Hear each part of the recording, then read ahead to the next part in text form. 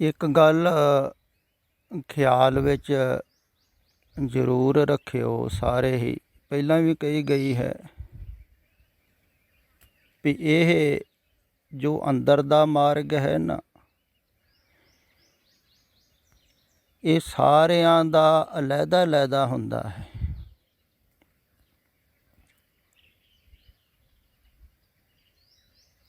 ਤੇ ਕਿਸੇ ਨੂੰ ਵੀ ਆਪਣੇ ਪਿੱਛੇ ਨਾ ਚਲਾਓ। ਮੈਂ ਵੀ ਕੋਈ ਪਿੱਛੇ ਨਹੀਂ ਚਲਾ ਰਿਹਾ ਹਾਂ, ਮੈਂ ਸਿਰਫ ਜੋ ਮਾਰਗ ਹਨ ਉਹ ਤੁਹਾਨੂੰ ਦੱਸ ਰਿਹਾ ਹਾਂ ਵੀ ਭਗਤੀ ਮਾਰਗ ਦੇ ਉੱਪਰ ਚੱਲਣਾ ਹੈ ਤੇ ਸਮਰਪਣ ਜ਼ਰੂਰੀ ਹੈ।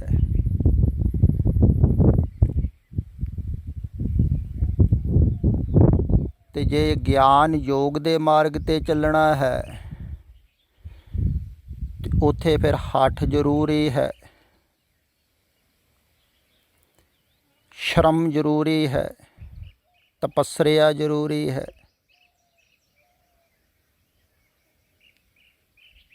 ਕਿਉਂਕਿ ਹੱਠ ਦੇ ਨਾਲ ਹੀ ਤੁਸੀਂ ਚੱਲ ਸਕੋਗੇ। ਆਪਣੇ ਮਨ 'ਤੇ ਹੀ ਕਾਬੂ ਕਰਨਾ ਹੈ ਨਾ। ਤੇ ਜਿਹੜੇ ਸਮਰਪਣ ਕਰਨ ਵਾਲੇ ਹਨ ਉਹਨਾਂ ਨੂੰ ਤਾਂ ਹੱਠ ਕਰਨ ਦੀ ਲੋੜ ਨਹੀਂ ਹੈ। ਇਹ ਤਾਂ ਮਾਰਗ ਬਹੁਤ ਹੀ ਸਹਿਜ ਹੈ, ਸਰਲ ਹੈ। ਪਰ ਹੰਕਾਰੀ ਆਦਮੀ ਸਹਿਜ ਸਰਲ ਮਾਰਗ 'ਤੇ ਨਹੀਂ ਚੱਲਣਾ ਚਾਹੁੰਦਾ ਹੈ। ਇਹ ਵੀ ਗੱਲ ਖਿਆਲ ਵਿੱਚ ਰੱਖਣ ਯੋਗ ਹੈ। ਹੰਕਾਰ ਨੂੰ ਮਜ਼ਾ ਨਹੀਂ ਆਉਂਦਾ, ਉਹ ਆਪਣੇ ਦਮ 'ਤੇ ਕੁਛ ਕਰਨਾ ਚਾਹੁੰਦਾ ਹੈ। ਜਿਵੇਂ ਅਕਸਰ ਤੁਸੀਂ ਸੁਣਿਆ ਹੈ ਨਾ, ਆਮ ਸਧਾਰਨਤਾ ਬੱਚੇ ਵੀ ਕਹਿੰਦੇ ਹਨ ਵੀ ਅਸੀਂ ਆਪਣੇ ਦਮ 'ਤੇ ਕੁਛ ਕਰਕੇ ਦਿਖਾਵਾਂਗੇ। ਇੱਦਾਂ ਹੀ ਧਾਰਮਿਕ ਜਗਤ ਦੇ ਵਿੱਚ ਵੀ ਐਸਾ ਹੁੰਦਾ ਹੈ। ਬਹੁਤੇ ਇੱਦਾਂ ਹੀ ਸੋਚਦੇ ਹਨ ਵੀ ਅਸੀਂ ਆਪਣੇ ਆਪ ਨਹੀਂ ਕਰ ਸਕਦੇ, ਆਪਣੇ ਆਪ ਨਹੀਂ ਧਿਆਨ ਲਾ ਸਕਦੇ।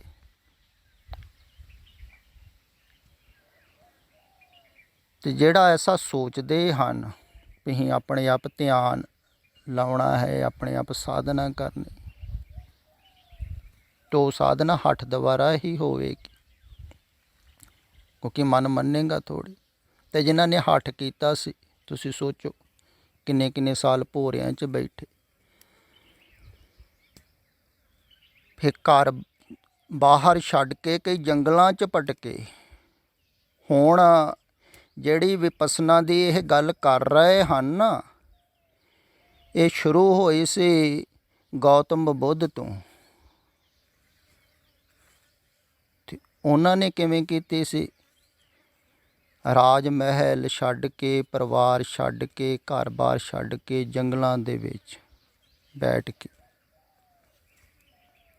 ਵਿਪਸਨਾ ਕੀਤੀ। ਵਿਪਸਨਾ ਦਾ ਅਰਥ ਹੁੰਦਾ ਵਿਸ਼ੇਸ਼ ਧਿਆਨ, ਵਿਸ਼ੇਸ਼ ਢੰਗ ਦੇ ਨਾਲ ਧਿਆਨ।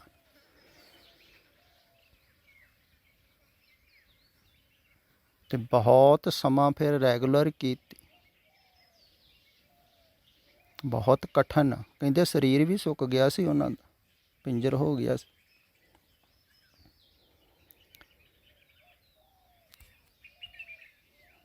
ਅਤੇ ਉਹ ਫਿਰ ਨਿਰਵਾਣ ਨੂੰ ਉਪਲਬਧ ਹੋਏ। ਵੇਖੋ, ਆਪਣੇ ਆਪ ਹੀ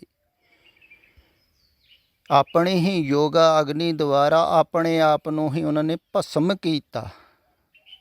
ਭਸਮ ਕਰਦੇ ਹਨ ਯੋਗੀ, ਆਪਣੇ ਆਪ ਨੂੰ ਹੀ ਆਪਣੀ ਯੋਗਾ ਅਗਨੀ ਦੁਆਰਾ ਮਿਟਦੇ ਹਨ। ਬਹੁਤ ਕਠਿਨ ਹੈ ਤੋਂ ਮਿਟੇ ਸਨ। ਪਰ ਅਜੋਕੇ ਸਮੇਂ 'ਚ ਜੋ ਇਹ ਵਿਪਸਨਾ ਹੋ ਰਹੀ ਹੈ, ਇਹ ਚਲਾਈ ਹੈ ਗੋਇੰਕਾ ਨੇ, ਜੋ ਵਿਦੇਸ਼ ਦੇ ਵਿੱਚ ਰਹਿੰਦਾ ਸੀ। ਅਤੇ ਉਹਦਾ ਸਿਰ ਦਰਦ ਨਹੀਂ ਸੀ ਹਟਦਾ। ਅਤੇ ਕਾਫੀ ਧਨੀ ਮਾਨੀ ਵਿਅਕਤੀ ਸੀ, ਦੇਸਾਂ ਵਿਦੇਸ਼ਾਂ ਦੇ ਵਿੱਚ ਇਲਾਜ ਕਰਾਏ, ਕਿਤੇ ਵੀ ਸਿਰ ਦਰਦ ਨੂੰ ਆਰਾਮ ਨਾ ਆਇਆ। ਅਤੇ ਕਿਸੇ ਬੋਧ ਭਿਕਸ਼ੂ ਨੇ ਉਹਨੂੰ ਇਹ ਧਿਆਨ ਦੀ ਯੁਕਤੀ ਦੱਸੀ, ਵਿਧੀ ਦੱਸੀ। ਅਤੇ ਉਹਨੇ ਧਿਆਨ ਕੀਤਾ, ਉਹਦਾ ਸਿਰ ਦਰਦ ਹਟ ਗਿਆ। ਅਤੇ ਇਹ ਜੋ ਵਿਪਸਨਾ ਹੈ ਗੋਇੰਕਾ ਦੇ ਸਿਰ ਦਰਦ ਤੋਂ ਮੁਕਤੀ ਤੂੰ ਪੈਦਾ ਹੋਈ।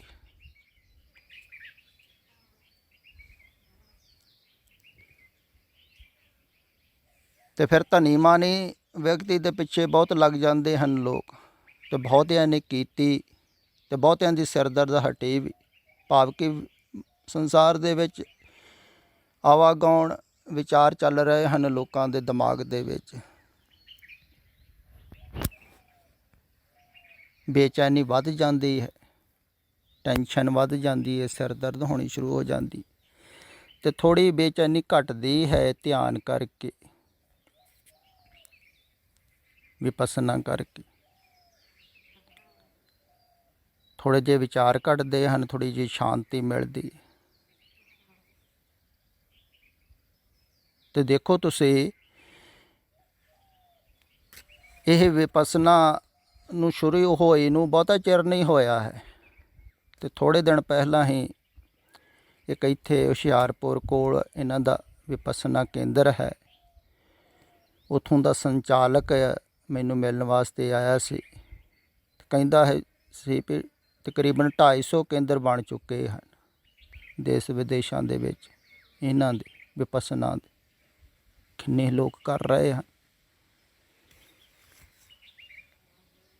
ਤੇ ਭੱਜ ਦੌੜ ਦੀ ਜ਼ਿੰਦਗੀ 'ਚ, ਅਸ਼ਾਂਤੀ ਦੀ ਜ਼ਿੰਦਗੀ ਦੇ ਵਿੱਚ ਥੋੜ੍ਹੀ ਥੋੜ੍ਹੀ ਸ਼ਾਂਤੀ ਵੀ ਮਿਲ ਜਾਵੇ ਕਿਸੇ ਨੂੰ ਤੇ ਬਹੁਤ ਲੱਗਦੀ ਹੈ।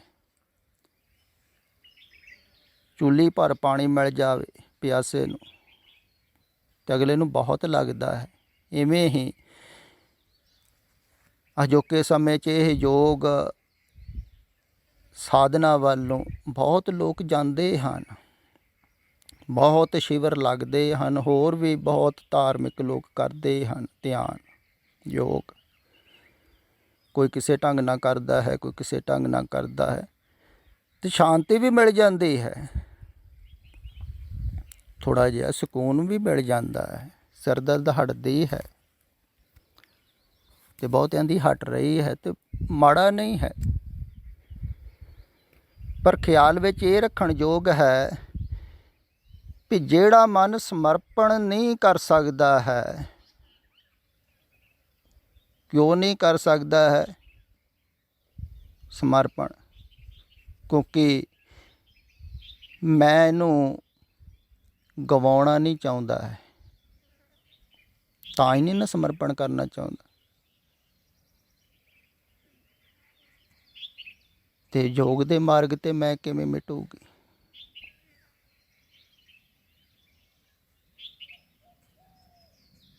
ਉੱਥੇ ਤੇ ਮੈਂ ਮਿਟਣੀ ਨਹੀਂ ਹੈ ਨਾ, ਉੱਥੇ ਤਾਂ ਮੈਂ ਹੋਰ ਜ਼ਿਆਦਾ ਮਜ਼ਬੂਤ ਹੋ ਜਾਂਦੀ। ਜੇ ਕਿਸੇ ਨੂੰ ਥੋੜ੍ਹਾ ਬਹੁਤ ਇੱਦਾਂ ਸਕੂਨ ਆ ਜਾਂਦਾ ਹੈ, ਥੋੜ੍ਹੀ ਸ਼ਾਂਤੀ ਮਿਲ ਜਾਂਦੀ ਹੈ, ਤਾਂ ਬੜਾ ਪ੍ਰਚਾਰ ਕਰਨ ਲੱਗ ਜਾਂਦਾ ਹੈ ਵੀ ਮੈਨੂੰ ਮਿਲ ਗਿਆ ਕੁਛ। ਦੇਖੋ, ਤੇ ਜ਼ਿਆਦਾ ਉਹਨਾਂ ਦੇ ਸ਼ਿਵਰ ਜਿਹੜੇ ਕਰਾਉਣ ਵਾਲੇ ਹਨ, ਮਾਸਟਰ ਟੀਚਰ ਰੱਖੇ ਹੋਏ ਹਨ, ਉਹ ਵੀ ਇੱਦਾਂ ਦੇ ਹੀ ਹਨ। ਉਹਨਾਂ ਨੂੰ ਥੋੜ੍ਹੀ ਬਹੁਤੀ ਸ਼ਾਂਤੀ ਮਿਲ ਗਈ ਹੈ ਤਾਂ ਉਨੀ ਕੁ ਸ਼ਾਂਤੀ ਦੂਸਰਿਆਂ ਨੂੰ ਦਵਾ ਦਿੰਦੇ ਹਨ, ਤੇ ਹੋ ਜਾਂਦੀ ਹੈ। ਫਿਰ ਇਹਦੇ ਵਿੱਚ ਇਹ ਹੈ ਵੀ ਉਹ ਨਾਲ ਨਾਲ ਅਟੈਂਡ ਕਰਦੇ ਰਹਿੰਦੇ ਹਨ, ਨਾਲ ਨਾਲ ਦੱਸਦੇ ਰਹਿੰਦੇ ਹਨ ਵੀ ਇੱਥੇ ਧਿਆਨ ਲਾਓ, ਸਰੀਰ 'ਤੇ ਧਿਆਨ ਲਾਓ, ਸਰੀਰ ਦੇ ਇਸ ਕੇਂਦਰ 'ਤੇ ਧਿਆਨ ਲਾਓ। ਅਤੇ ਹੌਲੀ ਹੌਲੀ ਆਦਮੀ ਪਹਿਲਾਂ ਸੁਣਦਾ ਹੈ, ਫਿਰ ਧੀਰੇ ਧੀਰੇ ਲਾਉਣਾ ਸ਼ੁਰੂ ਕਰ ਦਿੰਦਾ ਹੈ। ਸਰੀਰ ਦੇ ਪੈਰ ਦੇ ਅੰਗੂਠੇ ਤੋਂ ਲੈ ਕੇ ਸਿਰ ਤੱਕ ਧਿਆਨ ਨੂੰ ਘੁਮਾਈ ਜਾਓ, ਫਿਰ ਧੀਰੇ ਧੀਰੇ ਰੋਕੋ, ਅਤੇ ਹੌਲੀ ਹੌਲੀ ਮਨ ਸ਼ਾਂਤ ਹੋ ਜਾਂਦਾ ਹੈ। ਅਤੇ ਕਈਆਂ ਨੂੰ ਛੋਟੇ ਮੋਟੇ ਅਨੁਭਵ ਵੀ ਹੁੰਦੇ ਹਨ, ਕੋਈ ਚੱਕਰ ਚੱਲਣ ਲੱਗ ਪਿਆ, ਕੋਈ ਕੁੰਡਲਨੀ ਜਾਗਣ ਲੱਗ ਪਈ, ਕਈਆਂ ਨੂੰ ਖਿਆਲ ਹੁੰਦਾ ਹੈ। ਅਤੇ ਥੋੜ੍ਹੀ ਸ਼ਾਂਤੀ ਮਿਲਦੀ ਹੈ, ਟਿਕਾਅ ਮਿਲਦਾ ਹੈ, ਕੁਛ ਮਿਲਦਾ ਹੈ ਤਾਂ ਹੀ ਲੋਕ ਕਰਦੇ ਹਨ, ਐਵੇਂ ਥੋੜ੍ਹੀ ਕਰਦੇ ਹਨ। ਅਤੇ ਠੀਕ ਹੈ, ਅਗਰ ਮਿਲਦਾ ਹੈ ਕੁਛ ਤੁਹਾਨੂੰ, ਫਿਰ ਖਿਆਲ ਵਿੱਚ ਰੱਖਿਓ ਵੀ ਇਹ ਜਿਵੇਂ ਕਰਾ ਰਹੇ ਹਨ ਨਾ ਥੋੜ੍ਹਾ ਚਿਰ ਵਿਪਸਨਾ, ਇਹ ਥੋੜ੍ਹਾ ਚਿਰ ਕਰਨ ਨਾਲ ਨਹੀਂ ਮਨ ਟਿਕੇਗਾ, ਇਹ ਰੈਗੂਲਰ ਕਰਨੀ ਪਵੇਗੀ। ਧਿਆਨ ਦੀ ਮੈਂ ਵੀ ਬਹੁਤ ਵਾਰਾਂ ਗੱਲ ਕੀਤੀ ਹੈ ਵੀ ਸਵਾਸਾਂ 'ਤੇ ਧਿਆਨ ਲਾਓ, ਉਹ ਵੀ ਵਿਪਸਨਾ ਹੀ ਹੈ। ਜਾਂ ਕਿਸੇ ਚੱਕਰ 'ਤੇ ਲਾਓ ਜਾਂ ਆਗਿਆ ਚੱਕਰ 'ਤੇ ਲਾਓ, ਵੀ ਦੇਖੋ ਵਿਸ਼ੇਸ਼ ਢੰਗ ਦੇ ਨਾਲ ਸਵਾਸਾਂ ਨੂੰ ਦੇਖੋ। ਇਹ ਕਹਿੰਦੇ ਹਨ ਸਰੀਰ ਨੂੰ ਦੇਖੋ। ਅਤੇ ਹੌਲੀ ਹੌਲੀ ਦੇਖਦੇ ਦੇਖਦੇ ਦੇਖਦੇ ਦੇਖਦੇ ਤੁਹਾਡਾ ਮਨ ਬਾਹਰੋਂ ਹਟੇਗਾ, ਵਿਚਾਰ ਬਾਹਰੋਂ ਹਟਣਗੇ। ਪਰ ਇਹ ਬਹੁਤ ਸਮਾਂ ਲੱਗੇਗਾ, ਇਹਦੇ ਵਿੱਚ ਹੱਠ ਕਰਨਾ ਪਵੇਗਾ ਅਤੇ ਬਾਹਰੋਂ ਵਿਚਾਰਧਾਰਾ ਨੂੰ ਰੋਕਣਾ ਪਵੇਗਾ ਆਪਣੇ ਆਪ ਹੀ। ਦੇਖੋ ਗੌਤਮ ਬੁੱਧ ਨੇ ਕਿੰਨਾ ਸਮਾਂ ਲਾਇਆ, ਕਿੰਨਾ ਪਰਿਵਾਰ ਤੋਂ ਦੂਰ ਰਹਿ ਕੇ, ਫਿਰ ਘਰ ਤੋਂ ਸੰਸਾਰ ਤੋਂ ਉਜਾੜ 'ਚ ਬੈਠ ਕੇ। ਅਤੇ ਤੁਸੀਂ ਕੀ ਸੋਚਦੇ ਹੋ?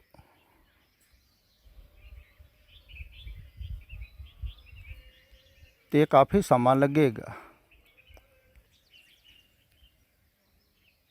ਟੈਲੀਫੋਨ ਵਗੈਰਾ ਸਾਰਾ ਕੁਝ ਹੀ ਇੱਕ ਪਾਸੇ ਰੱਖ ਕੇ ਸੰਸਾਰ ਵੱਲੋਂ ਧਿਆਨ ਹਟਾ ਕੇ ਫਿਰ ਤੁਸੀਂ ਅੰਦਰ ਹੌਲੀ ਹੌਲੀ ਹੌਲੀ ਹੌਲੀ ਸੁਰਤ ਨੂੰ ਜੋੜੋਗੇ ਅਤੇ ਬਹੁਤ ਵੱਡਾ ਸਾਹਸ ਚਾਹੀਦਾ ਹੈ, ਧੀਰਜ ਚਾਹੀਦੀ ਹੈ, ਕਿਉਂਕਿ ਕਾਫੀ ਲੰਮਾ ਸਮਾਂ ਵੀ ਲੱਗਦਾ ਹੈ। ਹੱਠ ਚਾਹੀਦਾ ਹੈ, ਸੰਕਲਪ ਚਾਹੀਦਾ ਹੈ। ਅਤੇ ਜਿਨ੍ਹਾਂ ਨੇ ਕੀਤਾ ਸੀ ਉਹ ਬੈਠੇ ਸਨ 26 ਸਾਲ ਭੋਰਿਆਂ 'ਚ। ਅਤੇ ਇਸ ਮਾਰਗ ਥਾਣੀ ਵੀ, ਯੋਗ ਦੇ ਮਾਰਗ ਥਾਣੀ ਵੀ ਆਦਮੀ ਜਾਂਦਾ ਹੈ। ਪਰ ਇਹ ਦੋ ਮੁੱਖ ਮਾਰਗ ਹਨ, ਇਹਨਾਂ ਵਿੱਚੋਂ ਛੋਟੇ ਛੋਟੇ ਹੋਰ ਮਾਰਗ ਵੀ ਬਹੁਤ ਨਿਕਲਦੇ ਹਨ, ਕਿਉਂਕਿ ਯੋਗ ਵੀ ਸਾਰਿਆਂ ਵਾਸਤੇ ਅਲੱਗਾ ਹੁੰਦਾ ਹੈ। ਯੋਗ ਦਾ ਭਾਵ ਹੁੰਦਾ ਜੁੜਨਾ। ਕੋਈ ਸੁਰਤ ਨੂੰ ਸ਼ਬਦ 'ਤੇ ਜੋੜਦਾ ਹੈ, ਕੋਈ ਸਵਾਸਾਂ 'ਤੇ ਜੋੜਦਾ ਹੈ, ਕੋਈ ਕਿਸੇ ਚੱਕਰ 'ਤੇ ਲਾਉਂਦਾ ਹੈ ਧਿਆਨ। ਇੱਦਾਂ ਵੱਖ ਵੱਖ ਢੰਗ ਦੇ ਨਾਲ ਉਹ ਵੀ ਕੋਈ ਹਟਾਵੇ ਬਾਹਰੋਂ ਤਾਂ।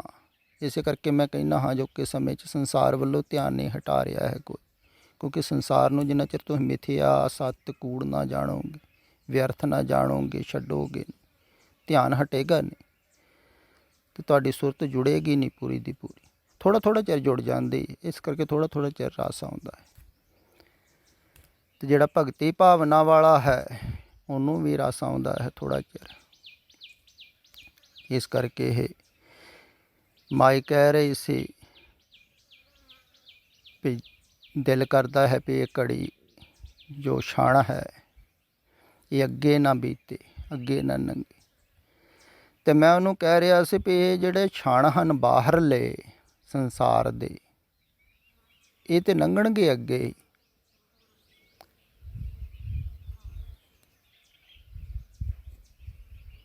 ਪਰ ਇਹਨਾਂ ਤੋਂ ਵੀ ਪਿੱਛੇ ਜਾਣਾ ਹੈ। ਇਹ ਵੀ ਗੱਲ ਖਿਆਲ ਵਿੱਚ ਰੱਖਣ ਯੋਗ ਹੈ ਵੀ ਜਿਹੜਾ ਮਾਨਸਿਕ ਧਿਆਨ ਹੁੰਦਾ ਹੈ, ਮਾਨਸਿਕ ਧਿਆਨ ਦਾ ਮਤਲਬ ਹੁੰਦਾ ਹੈ ਵੀ ਜਿਹਦੇ ਵਿੱਚ ਤੁਸੀਂ ਮੌਜੂਦ ਹੁੰਦੇ ਹੋ, ਦੇਖਣ ਵਾਲੇ ਸ਼ਾਂਤੀ, ਦੇਖਣ ਵਾਲੇ ਪ੍ਰਕਾਸ਼, ਦੇਖਣ ਵਾਲੇ ਅਨਹਦ ਸੁਣਨ ਵਾਲੇ, ਜਿਹਦੇ ਵਿੱਚ ਤੁਸੀਂ ਮੌਜੂਦ ਹੁੰਦੇ ਹੋ ਧਿਆਨ ਕਰਨ ਵਾਲੇ, ਉਹਦੇ ਵਿੱਚ ਸਮੇਂ ਹੁੰਦਾ ਹੈ,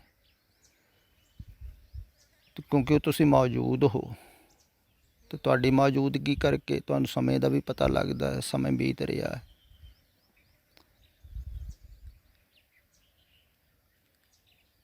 ਅਤੇ ਜਿਹੜਾ ਮਨ ਤੋਂ ਪਿੱਛੇ ਹੁੰਦਾ ਹੈ ਧਿਆਨ, ਉਹਦੇ ਵਿੱਚ ਸਮੇਂ ਨਹੀਂ ਹੁੰਦਾ ਹੈ। ਇਹ ਗੱਲ ਖਿਆਲ ਵਿੱਚ ਰੱਖਣ ਯੋਗ ਹੈ ਵੀ ਸਮੇਂ ਪੈਦਾ ਹੁੰਦਾ ਹੈ ਮਨ ਤੋਂ। ਅਗਰ ਮਨ ਨਾ ਹੋਵੇ, ਵਿਚਾਰ ਨਾ ਹੋਵੇ ਤਾਂ ਸਮੇਂ ਵੀ ਨਹੀਂ ਹੋਵੇਗਾ। ਇਸ ਕਾਰਨ ਗਹਿਰੀ ਨੀਂਦ ਦੇ ਵਿੱਚ ਤੁਹਾਨੂੰ ਪਤਾ ਹੀ ਨਹੀਂ ਹੁੰਦਾ ਸਮੇਂ ਦਾ ਕਿਹੜੇ ਵੇਲੇ ਬੀਤ ਗਿਆ। ਅਤੇ ਜਿਵੇਂ ਸੁਖਦਾਈ ਪਲ ਹਨ ਉਹ ਛੇਤੀ ਨਿਕਲ ਜਾਂਦੇ ਹਨ, ਤੁਹਾਨੂੰ ਲੱਗਦਾ ਹੈ ਛੇਤੀ ਬੀਤ ਜਾਂਦਾ ਹੈ ਸੁਖਦਾਈ ਸਮਾਂ, ਦੁਖਦਾਈ ਬਹੁਤ ਲੰਮਾ ਹੋ ਜਾਂਦਾ ਹੈ, ਪਰ ਆਨੰਦ ਦੇ ਵਿੱਚ ਸਮੇਂ ਹੁੰਦਾ ਹੀ ਨਹੀਂ, ਕਿਉਂਕਿ ਉੱਥੇ ਮਨ ਨਹੀਂ ਹੁੰਦਾ ਹੈ। ਮਨ ਤੋਂ ਸਮੇਂ ਦੀ ਪੈਦਾਇਸ਼ ਹੁੰਦੀ ਹੈ। ਮਨ ਸੋਚਦਾ ਹੈ ਸਮੇਂ ਦੇ ਅੰਦਰ,